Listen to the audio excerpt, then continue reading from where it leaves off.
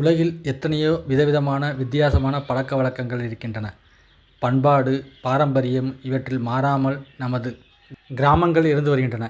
எத்தனையோ விதவிதமான பழக்கவழக்கங்கள், பண்பாடுகளை கொண்ட நமது கிராமத்தில் நீங்கள் பார்த்து கொண்டிருப்பதும் ஒரு வித்தியாசமான விஷயம்தான். இந்த இடம் ராமநாதபுரம் மாவட்டம் நயினார்கோவில் அருகில் அக்கிரமேசி என்ற கிராமத்தில் உள்ளது.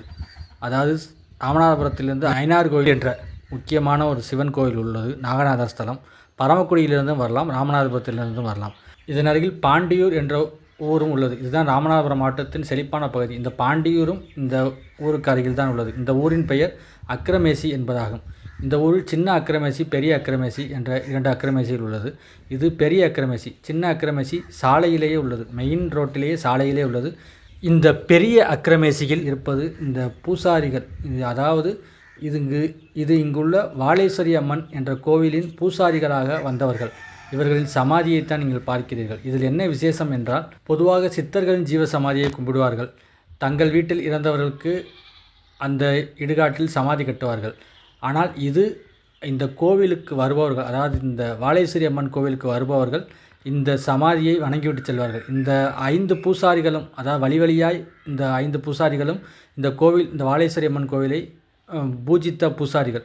இவர்கள் அந்த காலத்தில் சித்தர்கள் போல சித்துவேர்கள் தெரிந்தவர்களாகவும் மிகப்பெரிய ஒரு பூசாரிகளாகவும் வாழ்ந்திருக்கிறார்கள். இவர்கள் இறந்தவுடன் அவர்களுக்கு ஒரு சமாதி கட்டி அந்த சமாதியையும் வணங்கி வருகிறார்கள். இந்த வாலேஸ்வரி அம்மன் கோவிலுக்கு இன்றளவும் வருபவர்கள் கோவிலில் அந்த அம்மனை வணங்கிவிட்டு இந்த பூசாரிகளையும் வணங்கி விட்டுத்தான் செல்வார்கள். இது 5 தலைமுறை பூசாரிகள். நீங்கள் பார்த்தீர்கள் என்றால் தெரியும்.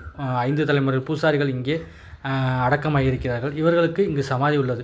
இந்த பூசாரியை வணங்கிவிட்டு தான் செல்வார்கள். அதுபோல் இங்கு மொட்டை போடுபவர்கள், காது குத்துபவர்கள் இந்த இடத்தில் வைத்து தான் அதை செய்வார்கள். அதன் பின்பு கோவிலுக்கு செல்வார்கள். இது பார்த்து கொண்டிருப்பது 5 தலைமுறை பூசாரிகள். இப்போதும் இந்த வழி வந்தவரை இந்த கோயில் பூசாரியாக இருக்கிறார்.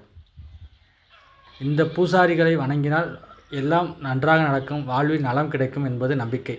அதனால் இந்த வாலேஸ்வரி அம்மன் கோவிலுக்கு வருபவர்கள், பக்கத்தில் அருகில் தான் இருக்கிற வாலேஸ்வரி அம்மன் கோவில், இந்த கோவிலுக்கு வருபவர்கள் இந்த 5 பூசாரிகளையும், அதாவது எத்தனையோ ஆண்டுகளுக்கு முன்பு அடக்கமாக இருப்பார்கள். பார்த்தீர்கள் என்றால் 100 ஆண்டுகளாக கணக்கிட்டுக் கொள்ளுங்கள். அந்த மாதிரி ஒரு 400-500 ஆண்டுகளாக இந்த பூசாரிகள் வழி வழியாக வந்தவர்கள். அவர்களெல்லாம் வரிசையாக இந்த இடத்தில் தான் வைத்திருக்கிறார்கள். இவர்களை வணங்காமல் யாரும் செல்ல மாட்டார்கள். வணங்காமல் சென்றால் ஏதாவது இடையூறு நடந்து விடுமோ என்ற பயமும் அனைத்து நபர்களுக்கும் இருக்கும். இந்த வாலேஸ்வரி அம்மன் கோயில் வணங்கிவிட்டு இந்த பூசாரிகளை வணங்காமல் செல்ல மாட்டார்கள்.